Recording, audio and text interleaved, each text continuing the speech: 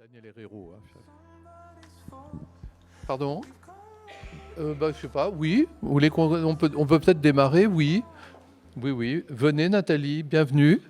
Alors voilà, on a oui, on peut l'applaudir. Bonsoir.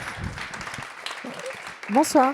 Ça marche, c'est génial. On a le plaisir d'accueillir aujourd'hui à Bron Nathalie Péchala, une grande patineuse, ancienne.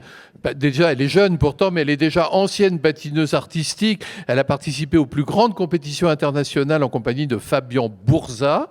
Elle a 19 médailles, enfin je peux vous donner la liste, 19 médailles en Grand Prix, 2 titres de championne d'Europe, 2 médailles au championnat du monde. Et vous avez arrêté votre carrière. Ça sera l'objet d'une question que je vous poserai peut-être tout à l'heure, en 2014, donc il y a quand même déjà une petite dizaine d'années. Depuis lors, vous avez été, entre autres, présidente de la Fédération française des sports de glace. Et puis aujourd'hui, votre actualité, c'est que vous êtes d'abord commentatrice sur Eurosport, sur le patinage, bien évidemment, présidente de l'association Premier de Cordée, qui veut promouvoir le sport à l'hôpital, c'est important. Et puis, ça nous concerne directement, nous. Vous êtes membre du conseil d'administration du Comité national olympique français. Alors, pour prolonger... j'oubliais, vous avez vécu 10 ans à Lyon. J'oubliais le principal, excusez-moi, je suis un petit peu comme ça. Vous avez vécu 10 ans à Lyon, vous avez notamment été élève à l'EM Lyon, pas très loin d'ici. Enfin voilà, peut-être vous nous en parlerez également. Mais d'abord, je crois que pour vous présenter, vous êtes venu avec une petite vidéo. Sur la glace, Nathalie Péchala. En direct avec mademoiselle Nathalie Péchala, super championne. Troisième, Nathalie Péchala.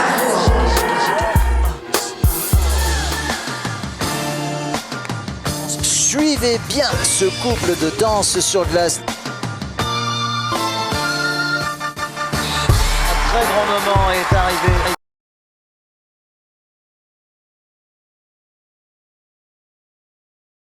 Il reste 45 secondes et tous les espoirs désormais sont permis. C'est parfait pour le moment. Unbelievable. Yeah, that's one of the best performances I've seen from them. Ce soir, c'est le bonheur. Pour la France, Nathalie Péchala et Fabian Bourza, bravo.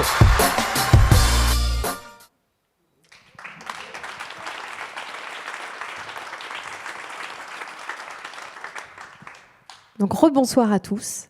Je suis venue ce soir pour vous parler du doute. Le doute qui souffre, vous le savez, d'une image négative. Et c'est vrai qu'il peut être un véritable ennemi lorsqu'il n'est pas maîtrisé.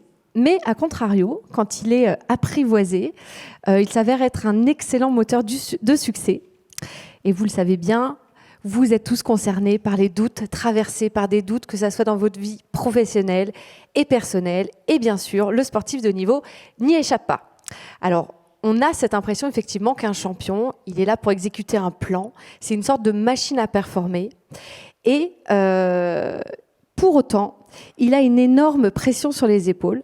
Parce que généralement, il a quelques secondes, voire quelques minutes, pour démontrer de tout son travail, de toutes ses capacités, un travail long et laborieux sur plusieurs mois, voire plusieurs années.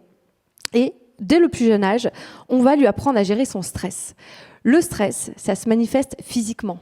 Vous avez les palpitations, les mains moites, les jambes qui tremblent, vous savez le reconnaître, l'identifier et donc le gérer. Le doute, c'est différent. C'est totalement indolore, c'est presque insidieux, sournois. Mais néanmoins, le doute, il est humain et il est partout. Et puis, il y a toutes les sortes de doutes, bien évidemment. Il y a les incertitudes qui vont vous amener à prendre une décision à un moment donné pour pouvoir avancer. Il y a l'anxiété, quand ça pèse lourd sur les épaules et que ça reste. Et puis, il y a le trac, lorsqu'il est combiné au stress, donc dans sa forme la plus intense, généralement juste avant l'échéance. Alors, pour illustrer mon propos, je vais vous raconter mon parcours. Alors, j'ai commencé à 7 ans à Rouen et très rapidement, je me suis engouffrée dans le cursus sport-études, donc le patinage avant l'école à 6 heures du matin. Et puis, à 11 ans, j'ai quitté ma famille pour pouvoir intensifier mes entraînements et préparer mes premières compétitions internationales. Alors, quand j'étais petite, je ne connaissais pas le doute. J'étais dans le plaisir, j'étais dans le jeu. Moi, ce qui m'attirait dans le patinage, c'était les paillettes et les petits costumes. Et puis, à l'adolescence, tout a changé. Il y a un drôle de personnage qui est entré dans ma vie. je le voyais un peu, vous savez, comme un pote bourré. Il est 3-4 heures du mat, et le mec, il est affalé, et il vous répète tout le temps la même chose, 18 fois la même chose, il est sur sa boucle, et vous n'avez qu'une envie, c'est qu'il se taise et qu'il déguerpisse. Et plus je mettais de l'enjeu dans ma carrière, et plus il prenait de la place. Je pense que vous le connaissez tous, en fait, ce drôle de petit personnage, c'est Monsieur Doute. Avec Monsieur Doute, on a réussi à tisser au fil des années une relation. Et il y a notamment la saison 2010-2011 où tout a changé entre lui et moi. Je commence à l'été. Donc l'été 2010, ça fait 3 ans avec mon partenaire qu'on a décidé de partir en Russie pour nous entraîner, pour passer un cap. Et sans vous mentir, les 2 premiers mois ont été extrêmement difficiles. On ne parlait pas le russe, on n'avait pas de connexion Internet, on n'avait pas d'amis. On vivait dans 9 mètres carrés, lui et moi, et c'était juste mon partenaire, hein, c'était pas mon mec, donc c'était beaucoup de proximité. Mais néanmoins, on avait un objectif commun, celui de décrocher l'or au championnat d'Europe. Et là-bas, alors même si c'est un peu compliqué en ce moment de parler en termes positifs de la Russie, mais là-bas, on a découvert une spirale positive. Déjà, à chaque fois qu'on faisait un petit morceau de programme, de routine, et qu'on retournait voir nos entraîneurs, ils nous donnaient toujours 3 points qu'on avait réussi à améliorer et 1 point sur lequel on devait absolument s'axer. Et la deuxième chose, c'est la phase de récupération. Interdiction de nous entraîner les samedis et dimanches, voire interdiction de penser au patinage le week-end. En fait, ce qu'ils voulaient, c'est vraiment qu'on ait la dalle tous les lundis matins. Et ces 2 choses-là ont vraiment décuplé ma motivation. En patinage, le but du jeu, c'est d'accumuler des points tout au long de la chorégraphie dans laquelle on va positionner des éléments techniques. Notre but, c'est de convaincre un jury, mais c'est aussi d'arriver à surprendre le public, de se réinventer, de surprendre. Et ça, c'était vraiment notre dada avec Fabien. Ce qu'on aimait, nous, c'était raconter des histoires. Alors évidemment, Monsieur Doute, il est là tout au long de la phase de création. Et puis, souvent, on pense que en fait, c'est la partie la plus simple parce que c'est la partie la moins normée. Mais c'est pas vrai. C'est extrêmement difficile à un moment donné d'arrêter son choix pour pouvoir l'assumer et pour pouvoir nous perfectionner. Monsieur Doute, il est là pour nous empêcher de nous satisfaire trop rapidement. Et Monsieur Doute, il est aussi présent évidemment dans tout ce que j'appelle le doute technique, c'est-à-dire tout ce qui est mesurable, calculable, comme se porter par exemple. Se porter, un matin, Fabien il s'est levé en me disant « Ah, j'ai une super idée, on va faire un porté où tu serais la tête en bas, sur mes épaules, avec un pied qui va vers l'avant, un pied qui va vers l'arrière. » Donc on ne sait absolument pas si c'est réalisable ou pas. On a segmenter toutes les étapes pour pouvoir y arriver, c'est-à-dire déjà on fait un croquis pour voir de quoi on parle, ensuite on travaille au sol pendant au moins 4 semaines la prise de bras pour pouvoir arriver à monter avec un acrobate. Après on a travaillé sur la glace avec notre entraîneur qui était là pour parer en cas de chute. D'ailleurs la première fois qu'on a réussi à le faire sur la glace, on s'est retrouvés un petit peu comme des nouilles, enfin surtout moi parce qu'on n'avait pas du tout pensé à la redescente. J'ai fini sur la barrière. Donc voilà, en dissipant les doutes à chaque étape, c'est comme ça qu'on arrive à construire un projet qui sera cohérent et solide. Et c'est comme ça aussi qu'on construit la confiance en nous et en l'équipe. La phase de création est terminée, on est à l'automne et on va commencer les premières compétitions. Première compétition internationale. En fait, déjà, en patinage, pour ceux qui ne sont pas forcément initiés, on a 2 programmes pour un seul et même résultat. Et là, dans cette compétition, il y a un programme qui vraiment ne fait pas l'unanimité auprès du jury. On est 3e après la première épreuve. Néanmoins, on réussit à gagner cette compétition grâce au 2e programme. Et là, retour à l'entraînement après cette compète. Qui vient frapper à la porte ? Monsieur Doute. Mais alors, rouge colère. Je lui claque la porte au nez, il repasse par la fenêtre. Enfin, c'est un ramdam pas possible. Finalement, sur la glace, on se met à dévaloriser notre travail. On se met à perdre notre confiance en nous et à s'engueuler. Et on s'engueulait pas mal. Du coup, changement de stratégie. Je décide de convoquer Monsieur Doute et de l'écouter réellement. Monsieur Doute, en fait, à ce moment-là, il nous a aidés à poser un constat et à l'accepter. Grâce à lui, on a reconstruit tout le programme, on a tout changé, même si on avait une compétition extrêmement importante, c'est la saison des Grands Prix, 2 à 3 semaines après. Donc malgré le timing serré, malgré le pari risqué, on a revu toute la chorégraphie. Et grâce à lui, on a réussi à gagner nos 2 grands prix et le titre tant convoité de champion d'Europe. Donc là, évidemment, sentiment de satisfaction totale. Le lendemain, mais j'ai quand même ce monsieur doute qui n'arrête pas de me susurrer des choses à l'oreille de type mais est-ce que tu mérites vraiment ce titre ? Comment tu vas faire pour te relancer ? Comment tu vas faire pour viser encore plus haut ? Et même si j'étais pas très heureuse de ce lendemain de compétition, je me suis rendu compte que grâce à lui, la remise en question était extrêmement importante après un échec, mais aussi après un succès. Ça permet de nous relancer vers le prochain objectif. Le prochain objectif, justement, c'était les championnats du monde. 2 mois après, on retourne à Moscou et on se remet au boulot. Là, on est en plein hiver. Et il y a un des mecs les plus sympas de la planète, Vladimir Poutine, qui fait passer un message. Attendez, hop.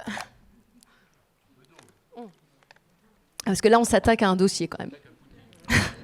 Donc, Vladimir Poutine fait passer un message à tous les entraîneurs russes, comme quoi ils doivent arrêter de donner leurs compétences aux équipes étrangères. Il faut se rappeler quand même, à l'époque, donc on est en 2013, ils sortent des Jeux Olympiques Vancouver 2010. Les Russes se sont pris une claque historique. Ils n'ont pas le choix. 4 ans après, les Jeux Olympiques auront lieu chez eux et la Russie doit briller. Donc l'idée de Poutine, c'est que tous les étrangers qui s'entraînent sur le territoire russe et qui potentiellement pourraient décrocher des médailles sont invités à quitter le territoire. Donc on comprend qu'on va être obligé de partir. On ne sait pas vraiment quand, on ne sait pas vraiment où aller. Et moi, à ce moment-là, j'ai qu'une seule certitude, je suis bien à Moscou. On est en pleine progression, j'y poursuis des études, j'ai construit ma vie personnelle, tout va bien. Mais franchement, quel est l'intérêt de perdre du temps et de l'énergie sur des décisions qui ne nous appartiennent pas ? Je veux dire, raisonnablement, est-ce que j'ai une petite chance de faire changer d'avis Vladimir Poutine ? Bon, même si j'avais de l'ambition, faut être lucide, aucune chance de le faire changer d'avis. Donc l'idée, ça a été d'organiser notre départ pour ne pas subir totalement ce choix qui n'était pas le nôtre. Et à ce moment-là, moi, je me sens vraiment comme une traîtresse parce qu'on est obligé de le faire derrière le dos de notre entraîneur, qu'on admirait beaucoup. Et on prend la décision de quitter la Russie quelques semaines après le championnat du monde. Sauf que le championnat du monde, il a lieu à Tokyo en mars 2011. Et c'est au moment où le tsunami frappe le Japon et donc fait des milliers de morts. Forcément, la compétition, elle est annulée. On ne sait même pas si elle sera reportée ou pas. Et il faut savoir que quand on est sportif de haut niveau, on met un plan effectivement à exécution qui nous permet d'atteindre le pic de forme et le pic de confiance pile au bon moment. Ni avant, ni après. Et là, tout foutait le camp. Finalement, c'est la Russie qui a levé la main pour récupérer l'organisation de cette compétition et c'est tombé sur Moscou. À Moscou, il y a plus de 30 patinoires et c'est tombé dans notre patinoire. Alors souvent en sport, on se dit que jouer à domicile, c'est un avantage supplémentaire, sauf que là, on savait que le lendemain même de la compétition, on devrait partir, c'est-à-dire dire au revoir à toute notre équipe et à tous nos amis, ma famille russe, à tout le monde, en 24 heures. Évidemment, ils n'étaient toujours pas au courant. Donc en fait, jouer à domicile, pour nous, ça représentait une charge émotionnelle énorme. Et voilà comment ça s'est passé.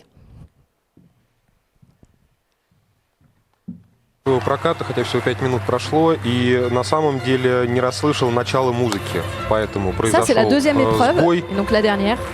Это, конечно, Et à ce moment-là, on est растерялся 3e из-за du classement этого, provisoire. как сам признался, но On a так cet или objectif иначе, de médaille, elle est déjà en train d'être dans notre ligne de mire, on la touche du doigt. опыт в любом случае плохим не бывает, и сделать из этого La deuxième соответствующие épreuve, выводы. c'est un programme qui dure 4 minutes. Et là, on n'est même pas à la moitié. Jusque-là, tout va bien. Sauf qu'en fait, on n'est pas 2 sur la glace, ça se voit pas. Mais il y en a un qui s'est tapé la cruste. Je pense que vous savez de qui je parle.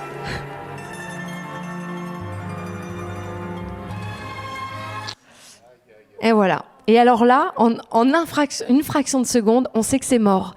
C'est totalement mort, c'est impossible qu'on la gagne cette médaille. On est en plein dans un élément technique, ça coûte énormément de points. Alors ça fait pas mal du tout, parce que ça c'est des choses qu'on vit presque quotidiennement. Mais moralement, ça casse bien. Derrière, on peut patiner comme des dieux, on sait qu'on l'aura pas cette médaille. D'ailleurs, on l'a pas eu, on a fini 4e. Et j'aime bien rappeler que 4e, c'est pas la pire des places. Après, il y a 5e, il y a 6e, il y a 7e, et ça va comme ça jusqu'au 20e. Mais voilà, grosse déception. Et le lendemain, je suis à l'aéroport de Moscou, j'ai ma vie qui tient dans une valise, et j'ai Monsieur Doute, évidemment, collé à mes basques. Et on décide de s'envoler vers Détroit pour rejoindre un grand centre d'entraînement. Voilà, j'y vais pas pour faire du tourisme, hein, vous en doutez bien. Détroit, c'est quand même la ville qui a le plus fort taux de criminalité à cette époque. Et là-bas, je suis pas super à l'aise parce qu'il faut se réapproprier une nouvelle méthode de travail, un nouvel environnement. Et j'ai toujours Monsieur Doute qui me parle en permanence et qui me dit « Mais qu'est-ce que tu fais là ? Mais t'étais tellement mieux à Moscou et la Russie me manque, etc. etc. » Et je me revois au bout de quelques semaines où je pleurais pratiquement tous les jours à l'entraînement. Je me revois avec mes petits patins aux pieds, là, à la pause, assis sur le trottoir du parking de la patinoire dans une banlieue de Détroit. Et je me dis, en fait, ça suffit, quoi. Je suis fatiguée par toutes ces provocations, par toutes ces messes basses, et je décide d'avoir la conversation avec Monsieur Doute. Ça ressemblait à ça un petit peu. Bon. Écoute, je crois qu'au mondial, tu t'es pris pour un autre avec tes envies de paillettes, de lumière. Ta place en compétition, elle est dans le pire des cas, au fond de ma valise dans le vestiaire. Donc maintenant, je vais te donner un cadre avec des règles et des timings à suivre, et tu vas t'y plier. Et ça va bien se passer entre nous. Premièrement, plus les chances se rapprochent, moins j'aurai besoin de toi. Donc tu vas devenir de plus en plus petit jusqu'à disparaître totalement. Deuxièmement, dans les phases de création, de changement, de transition, de remise en question, je vais forcément avoir besoin de toi et je veux que tu sois là. Et troisièmement, quand on a le temps ou quand il n'y a pas trop d'enjeux, tu peux venir me voir, on peut discuter, ça peut même être sympa, si ce n'est salvateur. En tout cas, à partir de maintenant, toi et moi on forme une équipe, mais c'est moi qui mène la danse. Bim. Bon, on va pas se mentir, derrière, je vais pas vous raconter des histoires, tout n'a pas été rose. Il y a eu des victoires, des blessures, des hauts, des bas, mais j'ai appris 2 choses indispensables à la vie en général. La première, c'est que l'échec est nécessaire à la réussite, et pour illustrer ça, il y a 3-4 semaines, quand on arrive aux États-Unis, je me casse la figure donc pour la première fois. Je vous l'ai dit, c'est un grand centre international, ça veut dire qu'on s'entraîne avec nos concurrents. Ils sont tous autour. Et mon coach se met à m'applaudir, mais à tout rompre. Donc moi, je l'ai vécu un peu comme une séance d'humiliation. Donc je suis allée le voir, je lui ai dit, mais pourquoi tu m'infliges ça ? Il me dit, non, mais Nathalie, c'est très sincère. Tu te casses la figure, ça veut dire que tu sors enfin de ta zone de confort, et ça veut dire qu'on va pouvoir progresser. Et il n'avait pas tort. Et la deuxième, c'est que j'ai appris à vivre mes doutes, à vivre avec mes doutes. J'ai appris à en tirer de la force et à l'utiliser dans les bons moments. Parce que le doute, en fait, il nous permet soit de renforcer nos convictions, soit de revoir nos positions. En tout cas, il est là pour construire de la confiance en nous et en l'équipe. Donc voilà, je suis là pour vous dire qu'on a tous besoin d'un monsieur Doute. C'est totalement normal. Donc je vous invite à le sortir de votre placard, regarder la tête qu'il a, sa façon de s'exprimer, de prendre le pouvoir. Et vous verrez qu'en l'apprivoisant, ce drôle de petit animal, vous allez le transformer en votre meilleur allié. Voilà. Merci.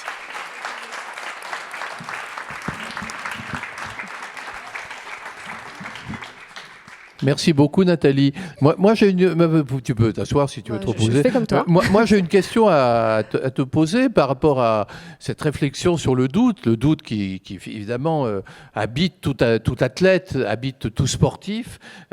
Pourquoi avez-vous arrêté en 2014 ? Parce que de ce que vous racontez, ça se passe, c'est 2011, 2012, 2013, on n'est pas loin de cet arrêt.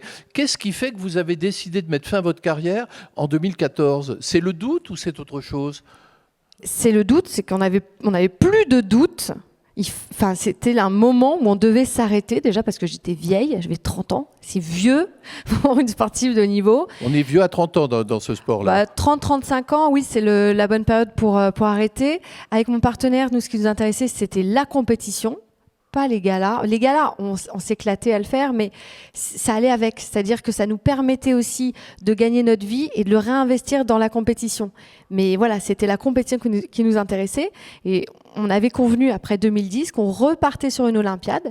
Une Olympiade, c'est aussi une unité de mesure pour les sportifs de haut niveau. Et on savait, donc 4 ans avant, qu'on allait s'arrêter en 2014 pour faire autre chose de notre vie. Alors j'ai l'impression que le doute, c'est un peu une variante de ce qu'on appelle au théâtre le trac. Est-ce que c'est la même chose? Est-ce que vous, en fait, ce que vous ressentiez, c'était cette forme de doute de soi, d'angoisse, de ne pas être à la hauteur à l'instant de chausser les patins et de vous élancer sur la glace? Ouais, moi, le trac, je le vois vraiment comme une combinaison des doutes et du stress. C'est-à-dire que je le ressens physiquement. Effectivement, c'est là où on est assailli de questions. Est-ce que tu vas réussir ta performance? Est-ce que tu es sûr que tu te sens bien?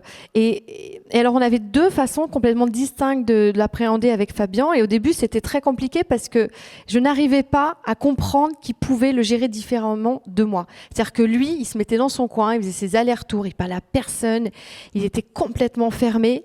Et en fait, après quelques années, j'ai compris qu'il avait besoin de cette bulle pour se protéger. Moi, j'étais complètement à l'opposé, c'est pas forcément mieux, mais j'extériorisais tout ça à mes entraîneurs.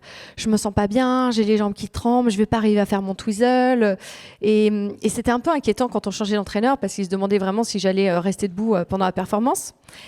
Et moi, j'étais sûre que j'allais tenir derrière, mais j'avais besoin que ça sorte j'avais besoin de le sortir pour me sentir libérée. Donc voilà, on a différentes façons d'appréhender le trac. Et le doute, le trac est une forme de doute. Le truc, c'est que le doute, comme il prend plusieurs formes, il nous accompagne différemment tout au long des journées, des semaines, des mois, d'une saison.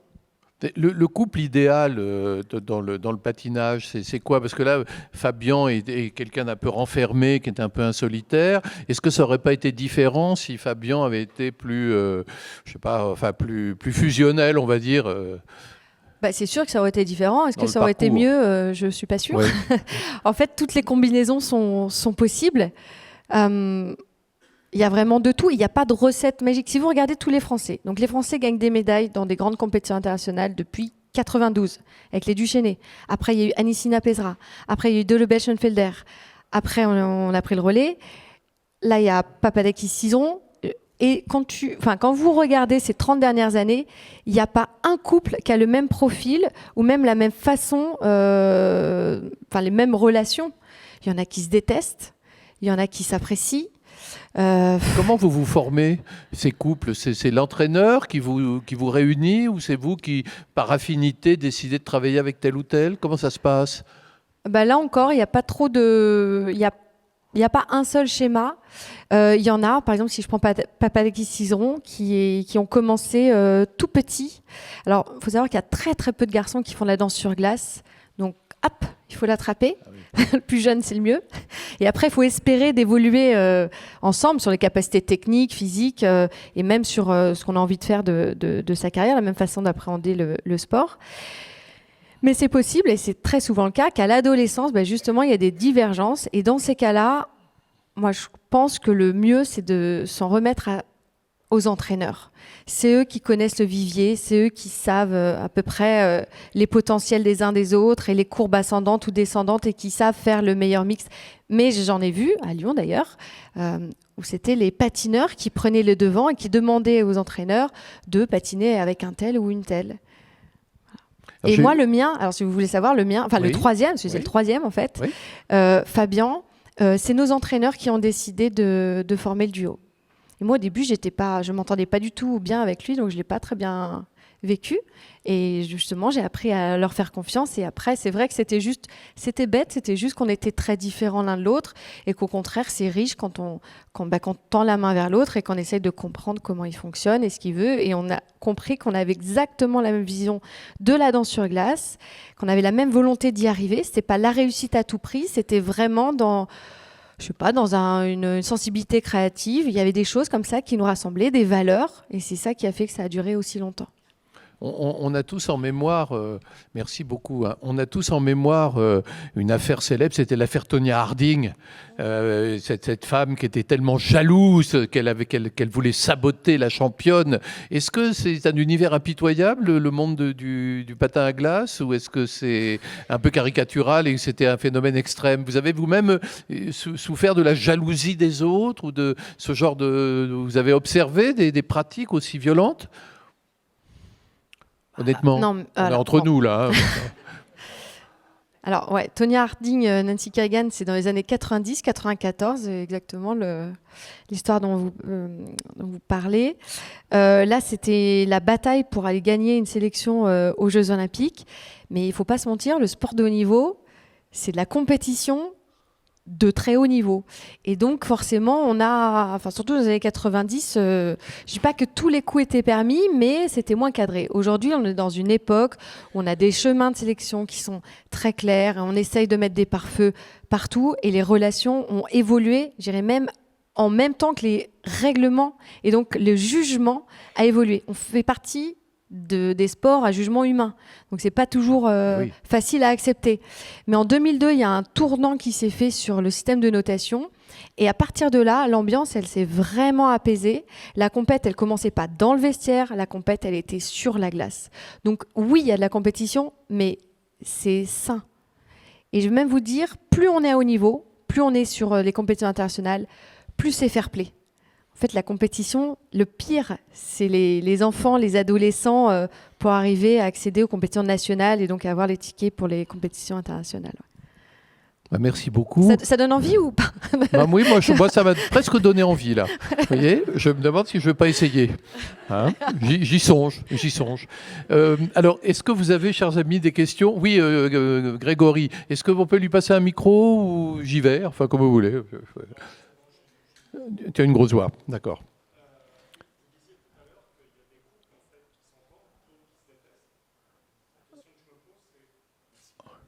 C'est qu'en danse sur glace, la moindre erreur n'est pas permise en fait, parce que comme vous l'avez dit, vous tombez, c'est terminé.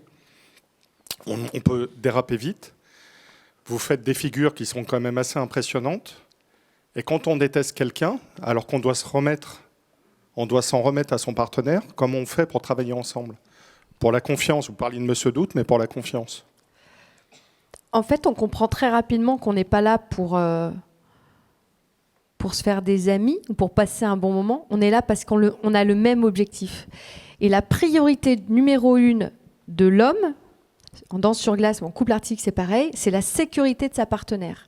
Donc même quand on s'engueule, même quand on n'est pas d'accord, la règle numéro 1, c'est on ne casse pas la confiance. On est toujours là pour assurer la sécurité de l'autre. Toujours. Et avec Fabien, on pouvait s'engueuler. Le mot d'ordre, c'était on continue à travailler.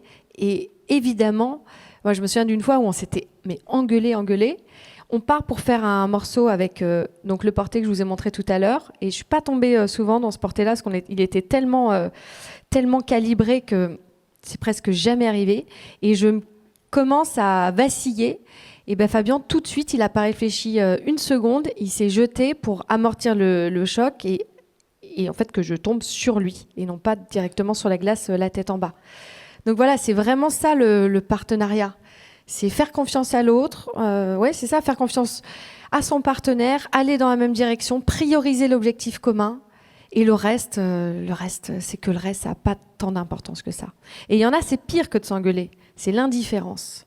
L'indifférence, c'est ce qui est de pire. Ça existe aussi et ça peut marcher aussi. Mais moi, c'est en tout cas le truc qui me... J'avais pas envie de cette option. Ouais. J'ai une question à vous poser. Vous avez, comme beaucoup de patineuses ou patineurs, vous avez démarré très tôt. Vous avez découvert le patinage à 7 ans. C'est quand même très tôt. Vous avez intégré l'équipe de France à 12 ans. Et vous êtes devenue championne de France junior à 17 ans. C'est-à-dire à un âge où on est d'enfant, quoi. Vous étiez une enfant, en fait. Comment vous viviez ça à 12 ans, entre 7 et 12 ans? Est-ce que c'était un jeu? Est-ce que vous obéissiez aux demandes de vos parents? Est-ce que vous aviez déjà l'esprit de compétition et le doute? C'était comment au départ? Au tout départ, c'est ma mère qui aimait bien regarder le patinage à la télévision. Et j'ai 2 petites sœurs, donc toutes les 3, Heureusement qu'elle n'a pas regardé la boxe. J'aurais pu m'éclater, Oui, peut-être. oui, Hein, peut-être. c'est un sport qui est assez intéressant aussi sur d'autres aspects. Mais donc toutes les trois rapidement en patinage. Après, honnêtement, je pense que ça a arrangé mes parents qu'on aille dans un cursus sport-études. Du coup, on dépose les enfants à 6 heures à la patinoire et ils ont toute la journée pour travailler. C'est plutôt pratique. Après, il faut donner de soi pour emmener les enfants en compétition le week-end, etc. Après, il y a un vrai déclic pour moi, c'est les Jeux Olympiques d'Albertville en 92. Donc là, j'ai 8-9 ans et je vois les Duchesnay, justement. Ah oui. Et je me dis, mais c'est ça que je veux faire. Je veux faire de la danse sur glace en couple, parce qu'à l'époque, je faisais du patinage artistique individuel. Donc, il y a la danse sur glace et surtout, je me dis, je veux avoir la veste France. Je veux représenter mon pays à l'étranger. C'était ça mon truc. C'était pas la médaille, c'était pas le podium, c'était faire partie de l'équipe de France. Et après, finalement, je dirais que les objectifs, ils s'empilent les uns sur les autres. Et puis, on arrive à... Moi, j'ai réussi très tard, en fait, parce que titre de championne de France à 17 ans, c'est très tard. Moi, je m'entraînais avec des gens... Tard. Ah, mais dans le centre lyonnais, j'étais avec des enfants, des adolescents qui gagnaient depuis qu'ils avaient 8-10 ans. Donc, moi, je me suis jamais trop pris la tête. Je faisais mon petit bonhomme de chemin dans mon coin. Et puis, on a plutôt éclos sur le tard avec Fabien. Ce qui m'a permis aussi de garder les pieds sur terre, de construire mon double projet, de continuer mes études et finalement de ne pas mettre un enjeu de dingue. C'est-à-dire que je ne voulais pas réussir à tout prix. Je voulais faire ce que je pensais être bon pour moi au quotidien, m'éclater avec ma passion et en même temps ne pas perdre mon temps. Donc si je pouvais avoir des résultats, c'est pas mal aussi. Voilà. Et mes parents n'ont jamais mis de... Si mes parents, ils me mettaient une pression adolescente. Ils me disaient juste que le sport, c'était un hobby et que l'important, c'était les études. Du coup, si je passais pas d'une classe sur l'autre, on couperait le sport de haut niveau. Donc ça m'a quand même motivée juste pour être correcte, juste arriver entre 10 et 12 et arriver à chaque fois à passer les échelons. Mais dans le sport, non, ils n'ont jamais mis d'attente particulière. Alors j'ai encore une question pour vous. Vous avez pris votre retraite à 30 ans, on va dire, en tout cas de patineuse, que c'est un bel âge pour prendre sa retraite. Mais quand on a 30 ans et qu'on arrête une activité, pour vous c'était une nouvelle vie. Est-ce que vous avez continué à patiner, bien que n'étant plus patineuse, ou est-ce que vous avez totalement arrêté ? Comment s'est passé Qu'est-ce que ça signifiait pour vous quand vous avez dit « Ok, j'arrête » ? Qu'est-ce que vous aviez comme projet de vie à ce moment-là ? Alors déjà, comme je le disais tout à l'heure, je l'avais anticipé. Donc ça n'a pas été un choc. C'est pas comme quand on arrête, quand on est blessé, qu'on ne choisit pas. Et là, je pense que c'est extrêmement compliqué. Bon, nous, c'était c'était écrit, c'était dit. Et honnêtement, j'ai vécu 6 mois de rêve derrière. Je me réveillais le matin, donc sans réveil. J'ouvrais mes yeux et je me disais, waouh, je peux rester si je veux 2-3 minutes de plus au lit. Alors qu'avant, il fallait toujours c'était toujours la course parce que si on stagne, les concurrents continuent de progresser. Donc mathématiquement, on descend dans le classement. Donc il y avait toujours une pression comme ça dès le réveil, dès le moment où on ouvrait les yeux. Et alors les 6 mois derrière, j'ai encore cette sensation où je me dis, qu'est-ce que c'est cool. Il y a ça, donc j'habitais dans ma valise depuis des années. Là, je rentrais en France. Je savais pas ce que j'allais faire, mais je rentrais en France, dans mon pays. Je pouvais me soigner. Je me suis soignée au Doliprane pendant 15 ans. Du coup, l'Actifed, tout marche super bien sur moi. Donc, je pouvais retrouver une vie normale. Je pouvais aller au restaurant avec mes amis un mardi. Une vie normale et c'était donc franchement une vie d'oisiveté pendant 6 mois, on va dire. Non, parce que je bossais quand même, oui. Mais j'avais pas autant de pression. Non, derrière, qu'est-ce qu'on a fait ? On a fait quelques mois des galas. Après, il y a eu l'aventure d'Eurosport qui a commencé. Après, il y a eu Danse avec les stars où finalement, ça m'a fait un super c'est ça. Après, sas. vous avez enchaîné les galas. On fait beaucoup de galas après. Holiday on Ice, Las Vegas, je sais pas quoi. J'ai pas fait Holiday on Ice. On a fait plutôt des tournées en Asie, parce que ça marche très bien en Asie. Danse avec les stars, c'est un sas extraordinaire parce qu'on avait le même format, c'est-à-dire entraînement du lundi au vendredi, samedi la compétition. On est éliminé ou on reste. Et puis derrière, j'ai donné des cours de patinage. Qu'est-ce que j'ai fait ? J'ai fait des conférences, j'ai écrit un livre. J'ai fait plein de trucs que je ne pouvais pas faire avant. Et donc je patinais plus pour moi, mais je patinais pour transmettre ce que j'avais appris aux autres. Et leur transmettre notamment de ne pas se laisser dominer par Monsieur Doute, si j'ai bien compris. Exactement, notamment. Reprendre le pouvoir. Voilà. Est-ce que vous avez des questions à poser à Nathalie Péchala ? Profitez-en, elle est là. Et n'hésitez pas à poser toutes les questions que vous voulez, si ça vous chante. Monsieur, là-bas, voilà. Bonsoir, merci pour la conférence. Vous parlez du doute que vous avez eu, vous. Votre partenaire Fabien, il doutait aussi. Vous avez dit que vous ne le gériez pas de la même façon. Malgré tout, si votre doute, il s'invite sur la patinoire, le sien, il s'invite aussi. Et est-ce que d'être deux, on arrive à mitiger et réduire, ou est-ce qu'au contraire, on a des doutes qui s'additionnent et on est obligé d'aider à gérer le doute de son partenaire, ou au contraire, on le laisse de côté, on le laisse gérer? Bah là, typiquement, je pense que tous les deux, on était en difficulté, ce qui fait qu'il n'y en a pas un qui a pu rattraper l'autre. Mais j'ai le souvenir je crois que c'est la deuxième fois où on gagne les championnats d'Europe, où moi, je suis vraiment pas bien, donc sur la deuxième épreuve. Et mon partenaire, pendant toute la première minute, il va me parler, parce que lui, justement, il est suffisamment solide pour m'aider. Si lui n'avait pas été suffisamment solide, je pense que tous les deux, ça n'aurait pas été terrible, voire un carnage. En fait, ce qui est important, c'est qu'il y en ait au moins un des deux qui se manifeste. C'est vraiment le concept même du partenariat. Quand il y en a un qui va moins bien, il y a l'autre qui est là pour le tirer vers le haut et inversement. Et donc ce programme-là, pendant 1 minute, mon partenaire, il m'a parlé, alors que franchement, c'est pas facile, il se met lui-même en difficulté, parce que derrière, il a encore 3 minutes, et il va me rassurer avec des mots très simples. Tout va bien, cool, ça se passe bien. Enfin, vraiment des trucs très doux, et au bout d'une minute, hop, j'ai repris ma place véritablement, et j'ai pu délivrer la performance qui était attendue par l'équipe. Donc oui, il faut toujours, mais c'est ça qui est beau aussi, c'est de se dire qu'on n'est pas toujours au top niveau, mais qu'on peut s'entraider, et puis parfois ça passe pas, et ça c'est pas grave, c'est pareil, c'est-à-dire que si on analyse véritablement la chute, c'est Fabien qui tombe le premier. Mais est-ce que il était mal positionné à cause de moi si on remonte un petit peu sur les pas précédents ou pas? Donc l'idée, c'est surtout pas de dire c'est ta faute, en c'est gros, pas moi. T'as fait de la merde, toi, c'est pas moi. Je t'en veux, ou des choses comme ça, mais c'est plutôt on s'est planté. Et donc pourquoi? Et donc d'arriver à faire cette remise en question, et donc que ça n'arrive plus. Mais il faut avoir ce sentiment d'équipe, et quand ça marche, et quand ça marche pas. C'est le jeu. D'autres questions peut-être pour Nathalie?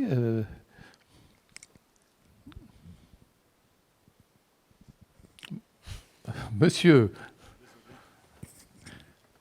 La question que je me posais, c'est pourquoi partir s'entraîner en Russie ou à T3 et pas rester en France? Parce que les structures ne sont pas assez compétitives?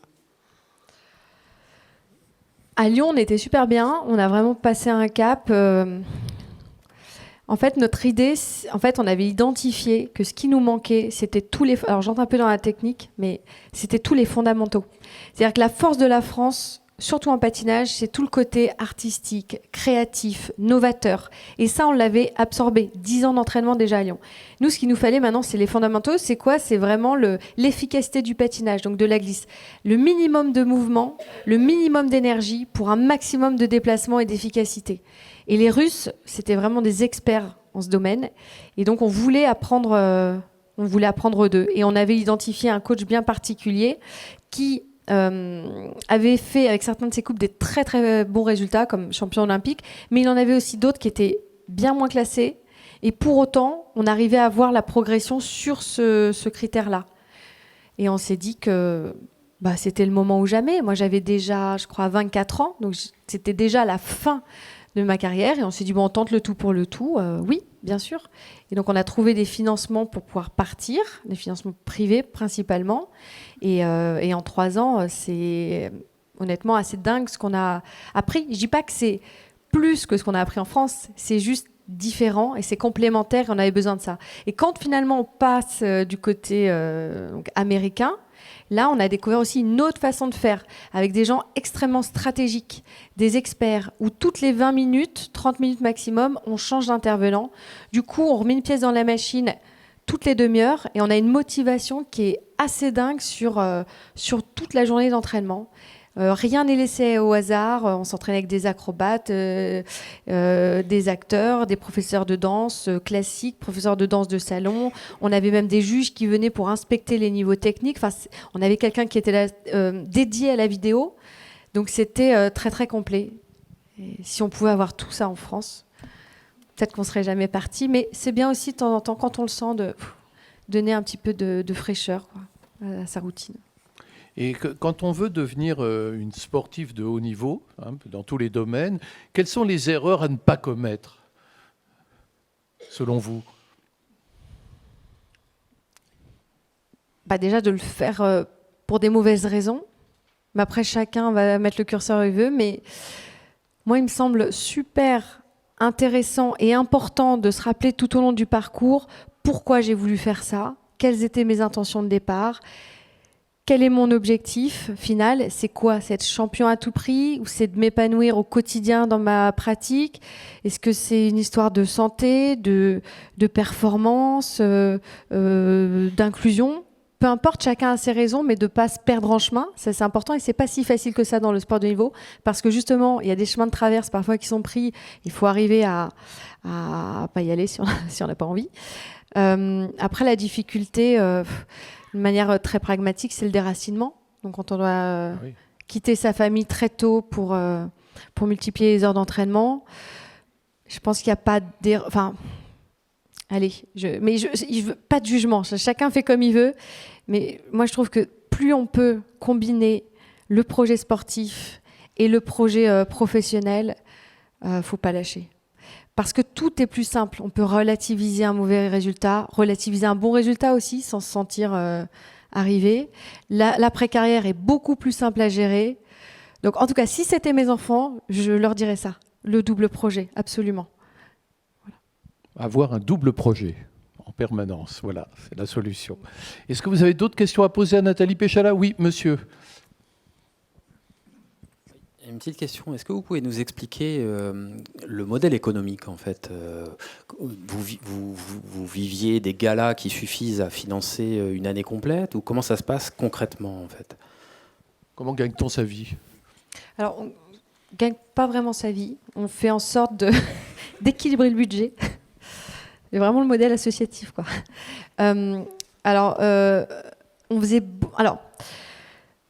On avait des partenaires privés, surtout un. C'est lui qui nous a permis de partir à Moscou, Pierre Fabre, donc médicaments, qui nous accompagnait. À côté de ça, on avait la chance de pouvoir faire, c'est un sport artistique, donc des spectacles, mais il ne fallait pas trop en faire, parce que nous, ce qu'on voulait, c'était être performant en compétition. Mais il fallait en faire suffisamment pour pouvoir le réinjecter dans les costumes, les chorégraphies, préparateur mental, préparateur physique, chorégraphe, etc.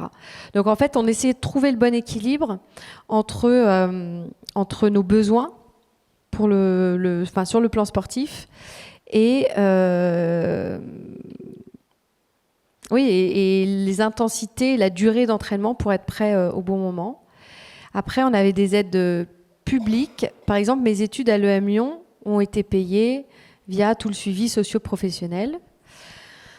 Le club dans lequel on était licencié nous aidait aussi un petit peu. C'était plus compliqué pour avoir les autres collectivités, le département, la région, ça marchait pas très fort. Ça a peut-être changé depuis. Voilà, en gros, c'est ça C'était ça notre plan. Alors, juste une question toute bête, mais vous aviez un agent, un manager, comment ça se passe? Vous avez une société, comment vous étiez organisé? L'argent revenait à vous personnellement ou à une société? Comment ça se passait? On avait monté une société avec mon partenaire. Ouais. Et on avait effectivement un agent qui nous calait les spectacles en fonction de... On n'acceptait pas tout, on prenait vraiment selon nos périodes, on pensait que c'était le bon moment pour ça. Voilà. Des questions pour Nathalie? D'autres questions pour Nathalie Péchala? Oui, monsieur, devant. Attendez, là, vous apportez un petit micro. Juste une petite information sur votre... vous êtes présidente d'une association, nous en dire 2 mots, s'il vous plaît. Avec plaisir. Donc, c'est une association qui s'appelle Promet de Cordée. Est-ce que vous en avez déjà entendu parler? Un petit peu? Non? Oui et non. J'entends des petits oui, des petits non, mais timides. Alors, Promet de Cordée, c'est le sport à l'hôpital. Notre objectif, c'est d'apporter le sport gratuitement et régulièrement dans les hôpitaux, donc auprès des enfants et des adolescents qui sont hospitalisés, dont certains, évidemment, sont en situation de handicap. Voilà, on a différents... façon de faire, on peut faire des initiations collectives, on s'appuie d'ailleurs sur le mouvement sportif local pour ce faire. Et puis sinon, on a créé aussi, par exemple, une tour qui s'appelle Opisport. Et là, l'idée, c'est d'aller faire de l'activité physique adaptée, c'est-à-dire qu'on passe de chambre en chambre Parce qu'il y a des enfants qui ne sont pas autorisés à quitter leur lit ou à quitter leur chambre. Et donc, grâce à ça, et l'enseignant, donc diplômé, il va proposer plusieurs séances de sport par semaine. Et ça rentre dans le parcours de soins. L'idée, c'est vraiment de contribuer au bien-être physique et mental de ces mineurs. Mais c'est aussi de leur donner le goût du sport, à la sortie de l'hôpital, de pouvoir s'inscrire dans un club et poursuivre cette pratique. Et puis d'avoir un impact aussi sur leur guérison lorsqu'elle est possible et voilà, leur bien-être. Parfois, ça ne l'est pas. Mais de les accompagner au mieux, qu'ils puissent jouer, qu'ils puissent retrouver confiance en eux et se réapproprier leur corps. Voilà. Vous agissez sur Lyon ? Alors, on est en train, Est-ce que vous êtes sur Lyon ? Oui, on est en pourparlers avec l'hôpital de Lyon, le CHU. Et oui, on essaie de se développer. On est conventionné avec un peu plus de 40 des hôpitaux, les 40 hôpitaux en France. Voilà. Monsieur de l'autre côté. Absolument de l'autre côté. Bonjour. Vous semblez avoir été assez seul pour gérer vos doutes tout au long de votre carrière. Alors, est-ce que ça a changé depuis ? Est-ce qu'il y a des psychologues qui accompagnent les sportifs dans votre domaine pour les aider justement à gérer ces doutes ? Les doutes, je pense que c'est très personnel. Donc, c'est vrai que le moment où j'ai pris conscience que ça revenait et que ça ne m'arrangeait pas, que c'était jamais le bon moment, ça a aussi fait un déclic pour pouvoir changer les choses. Mais ça ne veut pas dire que j'étais seule, parce qu'on était extrêmement bien accompagnés au niveau de toute la préparation mentale. Donc la préparation mentale pure, mais aussi de la visualisation, de l'assertivité. Donc oui, il y a toujours eu des gens autour de moi, et même parfois des gens qui n'étaient pas donc préparateurs mentaux, comme des entraîneurs, la façon de nous parler, de nous dire des choses, forcément, ça réveille quelque chose. Je pense à mes entraîneurs russes, par exemple, toute leur pédagogie était basée sur les images. Alors, pour faire bref, mais je vais vous montrer comment ça se passait. En France, par exemple, on me disait tiens, mets ton bras gauche un peu plus comme ça, ton épaule là, ta tête là. Et j'avais souvent l'impression de ressembler à une espèce de pantin. En Russie, ils pensaient que pour s'approprier les sensations, il fallait passer par les images. Donc, par exemple, tu tends ton arc pour aller chercher de la puissance, tu tends, et hop, très explosif.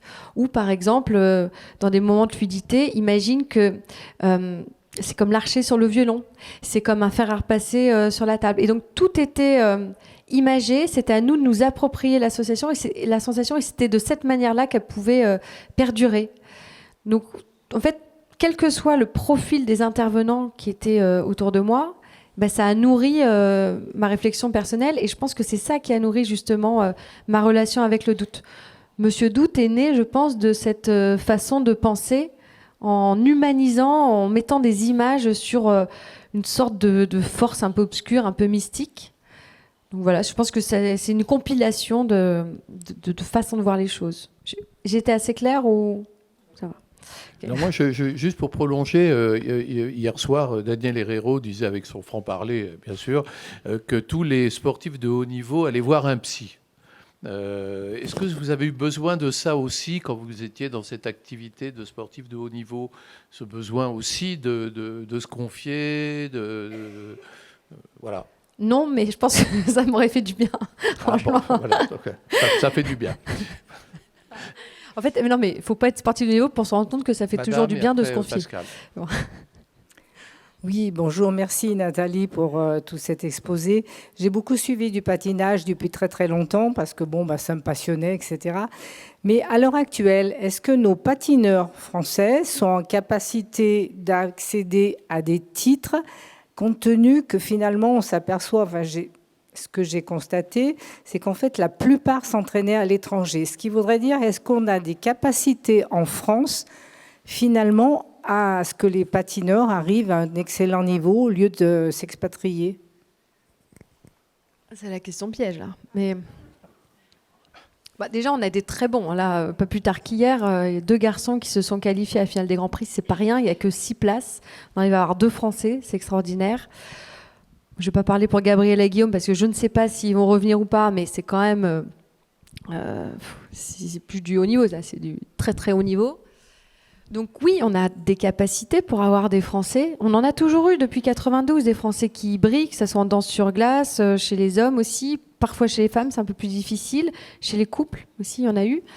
Mais oui, la question que vous vous soulevez, en fait, c'est la formation des entraîneurs en France et les infrastructures sportives, donc les patinoires.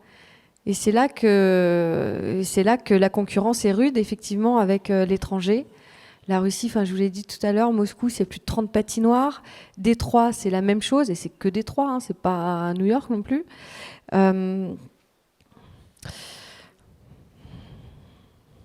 Si vous voulez que je vous dise exactement ce que j'en pense.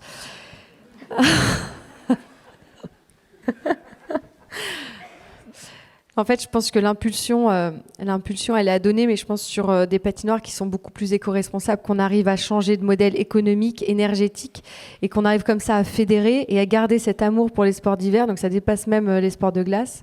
Je pense, pour vous le dire tout brièvement, mais je pense que cette candidature pour les Jeux 2030 des Alpes françaises, ça peut donner cette possibilité-là d'accélérer tout ce qui se fait, qui va se faire dans les prochaines années. Je pense évidemment à la patinoire zéro carbone. On sait comment faire, on a les prototypes, on a la théorie. Ce qu'il faut, c'est juste une collectivité qui l'accueille et qu'on regarde comment ça se passe réellement. Donc ça, c'est le côté des infrastructures. Tout le modèle économique aussi, à voir, parce que c'est les collectivités, finalement, les premiers financeurs du sport en France, avec les heures de pratique, avec donc les infrastructures, quelles qu'elles soient. Et puis de l'autre côté, donc vous avez tout ce qui est formation des entraîneurs. Et là, c'est un petit peu plus compliqué parce qu'on a des très bons éléments formateurs, notamment sur les jeunes petits. Mais après, la question se pose de la hiérarchie, de la pyramide, en fait, sur l'échelle locale, départementale, régionale, nationale, comment on structure ça sans froisser personne, comment on accompagne tous les entraîneurs qui ont un potentiel. Est-ce qu'on leur ferait pas faire aussi des stages à l'étranger plutôt que d'envoyer les patineurs en voyant les entraîneurs? Mais il y a tout le côté technique, il y a le côté pédagogique. Donc moi je trouve qu'il y a une autoroute. On peut vraiment mettre en place énormément de choses. Qui paye? Est-ce que les gens concernés en ont envie? Est-ce que déjà ils ont pris conscience que c'était pour eux? Ça leur permettait aussi d'évoluer et de faire évoluer leurs équipes. Donc là, c'est c'est un peu plus compliqué. Dès que ça touche à l'humain, c'est plus compliqué. Après, s'il y a une volonté et s'il y a un objectif surtout. C'est quoi l'objectif? Est-ce que c'est justement de cutteriser ce départ des athlètes qui après s'installent à l'étranger, nos champions qui s'installent à l'étranger et qui après deviennent entraîneurs à l'étranger? Pourquoi? Parce que déjà, s'ils sont à l'étranger, ils construisent leur vie, ils y sont bien, ils y restent. Deuxièmement, c'est pas du tout la même vie quand on est entraîneur aux États-Unis, quand on est entraîneur en France. Ni sur les horaires, parce que comme je le disais, dans les patinoires, c'est à 6h du mat, c'est le soir, c'est le week-end en compétition. À l'étranger, ils ont des horaires, je dirais, de bureau classiques. 8h, 15h, 16h, 17h maximum. Ils n'ont pas le même niveau de vie aussi, ils n'ont pas la même rémunération, ils n'ont pas du tout la même valorisation. En fait, finalement, quand je réfléchis en vous répondant, le problème central, c'est vraiment la place du sport dans la société. La valorisation du parcours du sport de haut niveau et de tous les accompagnants. En Russie, les patineurs, mais tous les sportifs, ce sont des stars. Ils gagnent bien leur vie, ils sont soutenus par le gouvernement.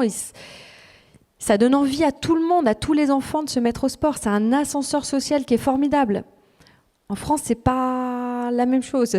En France, on l'a vu avec tous ces sportifs qui préparent les Jeux et qui vivent en dessous du seuil de pauvreté. On est dans un autre monde. Mais le chantier, il est vaste. Un monde qui pourrait évoluer peut-être. Ah c'est sûr, oui.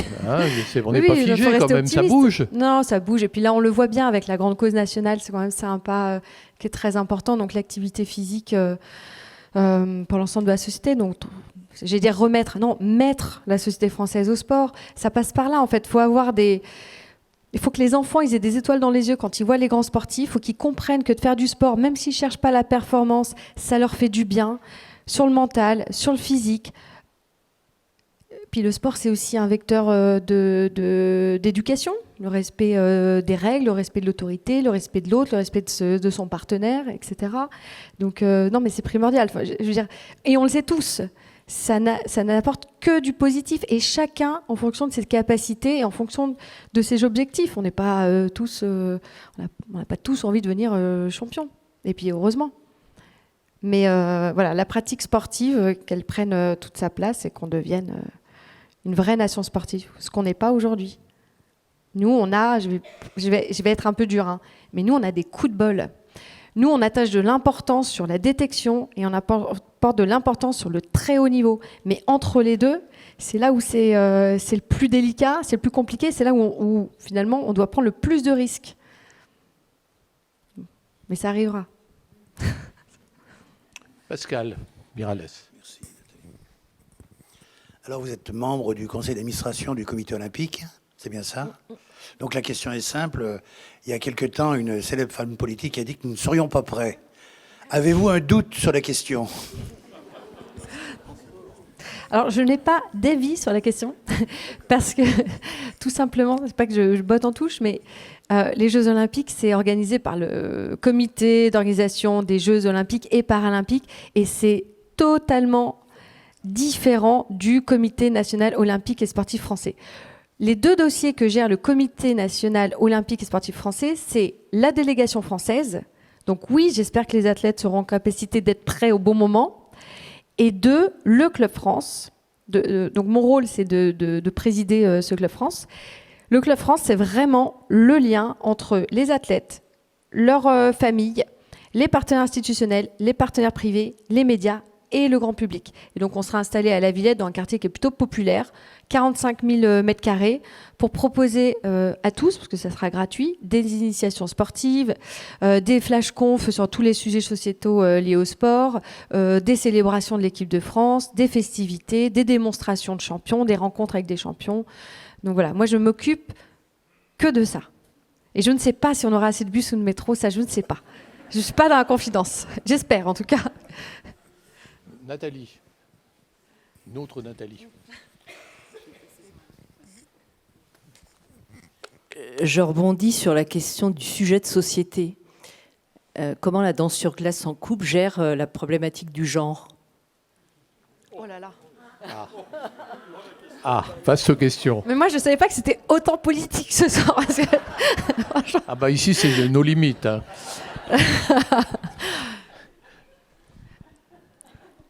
Qu'en pensez-vous? Alors,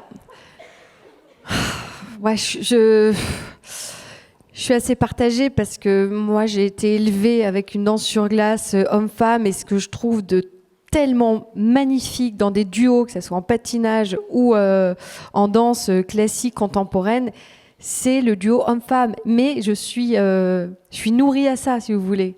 Je trouve ça très intéressant, ceci dit, d'arriver, et pour plusieurs raisons, à faire aussi des duos donc, du même genre. Et c'est important, parce que tout à l'heure, je vous ai dit qu'il y avait peu de garçons. Du coup ça résoudrait pas mal ce souci, déjà. Et puis, je pense même que ça changerait les relations. Parce que quand on est un peu le coq de la basse-cour, on n'a pas forcément le même comportement que si, finalement, il y a d'autres options. Donc, ça permettrait, je trouve, d'aplanir les relations entre les partenaires. Puis, ça pourrait apporter quelque chose de neuf, tout simplement. Est-ce que c'est peut-être le sens de la société, c'est peut-être l'évolution normale. Après, l'histoire du transgenre, alors là, c'est beaucoup plus compliqué.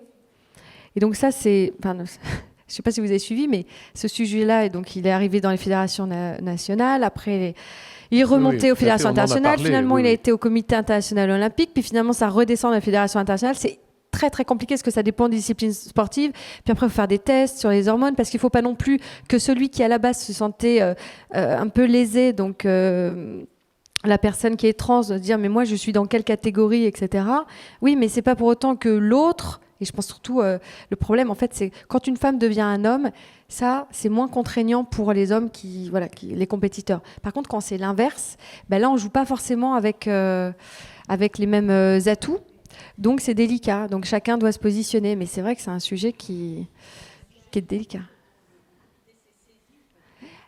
Alors, pas le comité national français, c'est remonté au comité international olympique et maintenant, il demande à toutes les fédérations internationales de se positionner en fonction justement des problématiques de chaque discipline sportive. Ça se fait de façon très anarchique d'ailleurs, parce que par exemple, j'ai vu, alors c'est totalement surréaliste, que la fédération des échecs a interdit si je puis dire, les joueurs d'échecs transgenres. Alors je vois pas en quoi ça peut concerner les échecs.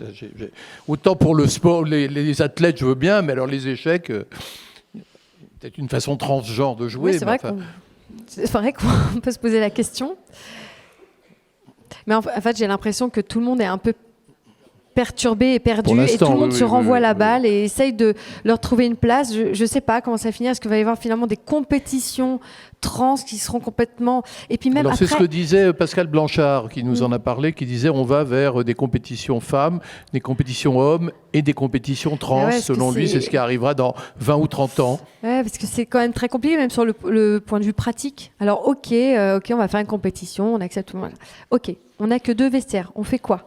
On les met où? Chez les hommes, chez les femmes, est-ce que tout le monde se sent à l'aise avec ça? En fait, il y a plein de petites... au-delà même du résultat sportif, il y a tellement de problématiques logistiques, techniques, organisationnelles.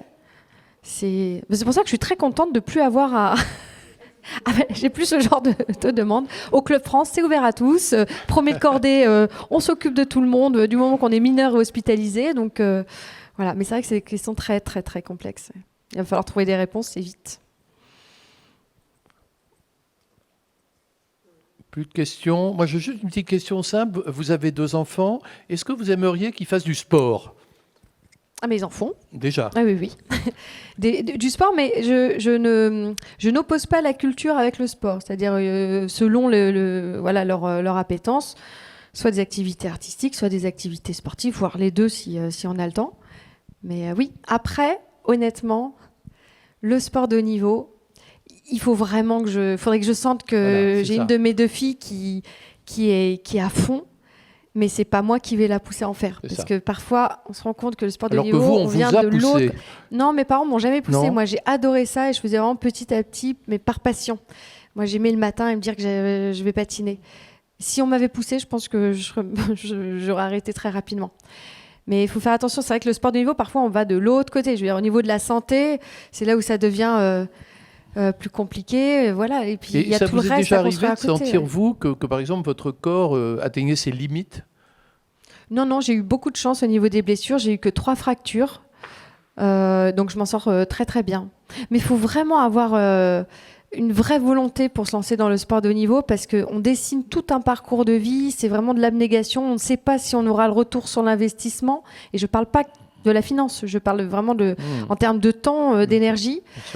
Donc, non, mais chacun fait comme il le sent. Le rôle des parents, il me semble, c'est vraiment d'accompagner ses enfants là où déjà on sent qu'il y a quelque chose, quelle qu'elle soit. C'est de l'accompagnement, c'est rendre service à ses enfants. Y a-t-il une... Oui, Nathalie. Non, il y a quelqu'un là-bas, pardon. J'ai juste une petite question. Oui, madame. C'est sur la réappropriation en fait de votre corps, parce que j'imagine pendant tout le long du parcours, surtout quand on est sportif quand même de haut niveau, c'est quand même un entraînement qui est très soutenu, donc il faut travailler chaque muscle de son corps, c'est aussi un certain rapport à son corps qui doit être particulier. Et quand on arrive en fin de carrière, et quand on n'a plus ces entraînements-là, est-ce que vous continuez, par exemple, des entraînements par semaine, ou comment vous vivez aussi ce rapport à votre corps qui est différent, j'imagine ? Oui, il est très différent. Mais plus personne me porte, donc plus personne se plaint. Mais alors, quand j'étais en activité, je me posais pas la question. En fait, c'est comme si je savais ce qui me faisait du bien. Je savais que là, il fallait que je mange plus de viande blanche. Enfin, j'écoutais, mais je me faisais quand même un paquet de M&M's par jour. Mais ça partait avec les 6 heures d'entraînement sans me poser de questions. Quand je me suis arrêtée, ça n'a pas été la même. Mais non, mais je suis à l'aise avec ça. Enfin, je me dis juste que c'était une autre vie. Là, j'ai d'autres problématiques. C'est plus central, en fait.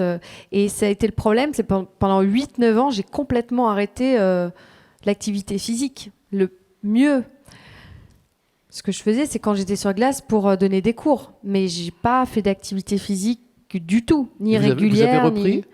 Ouais, j'ai repris il y a 1 an parce que je me suis dit que je commençais un peu à me sentir rouillée Et j'avais pas 40 ans encore, donc je me suis dit, ouais, faut que je me remette un peu en forme. Et maintenant, en fait, je me suis rendu compte, alors je pense que c'est surtout féminin, mais je veux pas non plus faire de... Mais le sport, c'est toujours le truc qui saute. Dès qu'on n'a plus de temps, entre le boulot, la vie associative, les enfants, c'est toujours, bah, attends, je sais pas où le caser. Bon, allez, le sport, je le dégage, je vais mettre ça à cette place-là. Et maintenant, ce que je me dis, c'est minimum 2 sessions de sport par semaine. Et je n'y coupe pas. Voilà, c'est plus ma soupape, c'est plus ma variable d'ajustement, en fait. Et donc maintenant, je me sens beaucoup mieux. Mais c'est vrai, mais c'est comme si je repartais à zéro et je ressens les bienfaits du sport que j'ai complètement abandonné. Je vais en vélo pour travailler, mais ça me fait un bien fou. Donc, vraiment, je suis retour à la case départ. Voilà. Mais c'est sympa.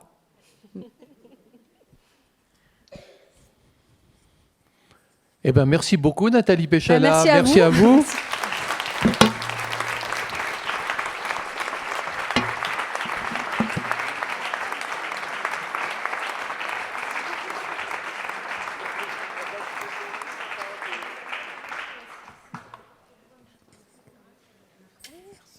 Alors, si vous voulez parler avec elle ou lui demander quelques petits autographes, c'est là-bas derrière. Voilà.